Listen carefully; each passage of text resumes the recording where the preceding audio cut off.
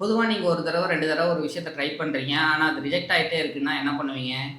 அத விட்டுட்டு அடுத்த வேலைய பார்க்க போயிடுவீங்க. 102 தடவ தன்னோட புக்க பப்ளிஷ் பண்றதுக்கு ட்ரை பண்ணியிருக்காரு. அத்தன தடவையும் அவர ரிஜெக்ட் பண்ணியிருக்காங்க. அப்படி ரிஜெக்ட் பண்ணப்பட்டாலும் 103வது தடவையும் தன்னோட புக்க பப்ளிஷ் பண்ணியே தீருவேன்ட்டு போய் பப்ளிஷ் பண்றதுக்கு ட்ரை பண்ணியிருக்காரு. அப்படி அவர் பண்ண அந்த ட்ரை அவரோட புக்க 40 லட்சம் காப்பி விக்க வச்சிருக்கு. அப்படி அவருக்கு பப்ளிஷ் பண்றதுக்கு கான்ஃபிடன்ட் கொடுத்த புக்ல அப்படி என்ன விஷயம் இருக்குன்றத அந்த வீடியோல பார்க்க போறோம். This is literature channel. நான் உங்க ஜவஹர். வாங்க வீடியோக்குள்ள போகலாம். Zen and the art of motorcycle maintenance அப்படின்றது அந்த புக்கோட பேர். அந்த புக்ல ஒரு காஃபி ஷாப் இன்சிடென்ட்டை அவர் மென்ஷன் பண்ணியிருக்காரு. அதுதான் அவரோட வாழ்க்கையே மாத்துனுச்சு அப்படின்னு சொல்லி மென்ஷன் பண்றாரு. அது நம்மளோட வாழ்க்கையை மாத்துதான்னு ஒரு தடவை பார்க்கலாம். வாழ்க்கையில நம்ம எல்லா விஷயத்தையும் எடுத்த உடனே ஜட்ஜ் பண்ணிடுவோம். ஒரு மனுஷனை, ஒரு வேலையை, ஒரு ரிலேஷன்ஷிப்பை, இல்லைன்னா நமக்கு கிடைக்கிற ஒரு ஆப்பர்ச்சுனிட்டியை, இது சரியில்லை, இது எனக்கு பிடிக்கல, இதுல ஃபியூச்சரே இல்லை அப்படின்ற மாதிரி. ஆனா அந்த விஷயத்தோட உண்மையான அர்த்தம் கொஞ்சம் கொஞ்சமா தான் நமக்கு புரிய வரும். அது எப்படின்றதான் இந்த புக்ல சொல்லியிருக்காங்க. அதை பத்தி தான் இந்த ஒரு கதையும் இருக்க போகுது. ஒரு நாள் இந்த புக்கோட ஆத்தர் ஜெய்ப்பூர்ல இருக்கிற ஒரு ஃபேமஸான காஃபி ஷாப்புக்குள்ள போறாரு.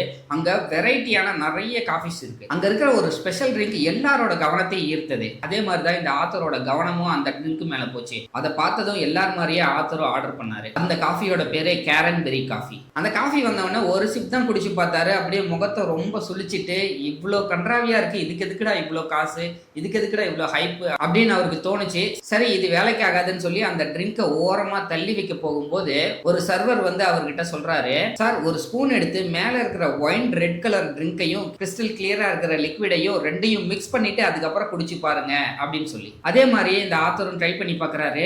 ஸ்பூனை வச்சு ஒரு கலக்கிட்டு அதுக்கப்புறம் குடிச்சு பார்க்கறாரு. அந்த ட்ரிங்க்குக்கு கொடுத்த காசும் எல்லாரும் கொடுத்த ஹைப்பும் ஒர்த்து தான் அப்படின்னு சொல்லி அவர் டிசைட் பண்றாரு. ஃபர்ஸ்ட் அவர் குடிச்ச ஒரு சிப்புக்கும் இப்ப குடிக்கிற அந்த ட்ரிங்க்குக்கும் டோட்டலா கான்ட்ரவர்சியா இருக்கு. ஏன்னா அவ்வளவு சூப்பரா இருக்கு இந்த ட்ரிங்க். இப்போ அப்போதான் அவருக்கு புரிஞ்சது, காஃபியோட உண்மையான ஃபிளேவர், அதோட ஃப்ரெஷ்னஸ், அதோட பியூட்டி எல்லாமே கீழே இருந்த லிக்விடோட சேர்த்து குடிக்கும் போது தான் கிடைக்குது அப்படின்னு. ஸோ அந்த விஷயத்தை எப்படி அப்ரோச் பண்ணணும்னு தெரியாம இருந்தது அவரோட மிஸ்டேக் அப்படின்றத அவருக்கு புரிஞ்சது. ஸோ அதே மாதிரி தான் நம்மளோட வாழ்க்கையிலையும் நம்ம நிறைய விஷயத்த புரிஞ்சுக்க ட்ரை பண்றதே கிடையாது. பார்த்த உடனே அது எல்லாத்தையும் நம்ம ஜட்ஜ் பண்ணிடுறோம். ஒரு மனுஷனை அவனோட பிஹேவியர் வச்சு நம்ம முடிவு பண்ணிடுறோம். ஆனா சில விஷயங்கள் நமக்கு அண்டர்ஸ்டாண்ட் ஆகிறதுக்கு கொஞ்சம் டைம் வேணும். காஃபி எப்படி ஒரு கலக்கி குடிச்சாங்களோ அதே மாதிரியே வாழ்க்கையிலையும் கொஞ்சம் காமாவும், கொஞ்சம் ரிலாக்ஸாகவும், கொஞ்சம் ஃபோக்கஸ்டாகவும் அணுகணும். அப்பதான் அந்த வாழ்க்கையோட உண்மையான டேஸ்ட் நமக்கு தெரியும். ஸோ இந்த புக்ல இன்னொரு பவர்ஃபுல்லான வேர்டு ஒன்று எழுதியிருக்காரு. ட்ரூத் வேற, குவாலிட்டி வேற. நம்ம வாழ்க்கையில நம்ம மற்றவங்களை இம்ப்ரெஸ் பண்றதுக்காக வாழ்ந்துட்டு இருந்தோம்னா நம்ம பண்றது எதுவுமே நமக்குள்ள இருந்து பண்ண மாட்டோம். ஜஸ்ட் ஒரு ஆக்ஷனுக்காக பண்ணிட்டு இருப்போம். போற போக்குல அந்த ஆக்ஷனுக்கு நம்ம அடிமையாகி அதையே திருப்பி பண்ணிட்டு இருப்போம். ஆனா நம்மளோட ஒர்க்கை ஃபோக்கஸ்டாகவும் குவாலிட்டியாகவும் பண்ணோம்னா அது நமக்கு ஒரு சாட்டிஸ்ஃபேக்ஷனை தரும். அது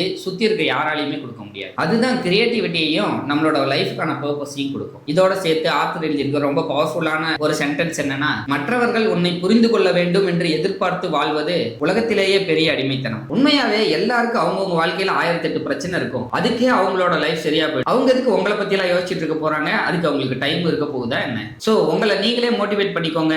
உங்களோட திறமையை உங்களால மட்டும்தான் கண்டுபிடிக்க முடியும். ஒரு காஃபி, ஒரு ஸ்பூன், ஒரு அட்வைஸ் இந்த ஆத்தரை மிகப்பெரிய பில்லியனரா மாத்திருக்கு. சோ அதனாலதான் சொல்றேன், அடுத்த முறை நீங்க ஒரு மனுஷனையோ இல்ல ஒரு வாய்ப்பையோ பார்க்கும்போது அதை உடனே ஜட்ஜ் பண்ணிடாம பழகி பாருங்க, ட்ரை பண்ணி பாருங்க. அதுக்கப்புறம் தான் நீங்க டிசைட் பண்ணணும் அவங்க நல்லவங்களா இல்லையான்ட்டு, அது உங்களுக்கு செட் ஆகுமா ஆகாதான்ட்டு. புரிஞ்சிருக்கும்னு நினைக்கிறேன். லைஃபை ஃபாஸ்டா ஜட்ஜ் பண்ண ட்ரை பண்ணாதீங்க, ஸ்லோவா அதை புரிஞ்சுக்க ட்ரை பண்ணுங்க. அப்புறம் இன்னும் நிறைய புக்ஸ்ல இருக்கிற நிறைய இன்ட்ரெஸ்டிங்கான விஷயத்தை நீங்க தெரிஞ்சுக்கணும்னா நம்ம சேனலை ஃபாலோ பண்ணிக்கோங்க. அப்புறம் நாளைக்கு பார்க்கலாம்.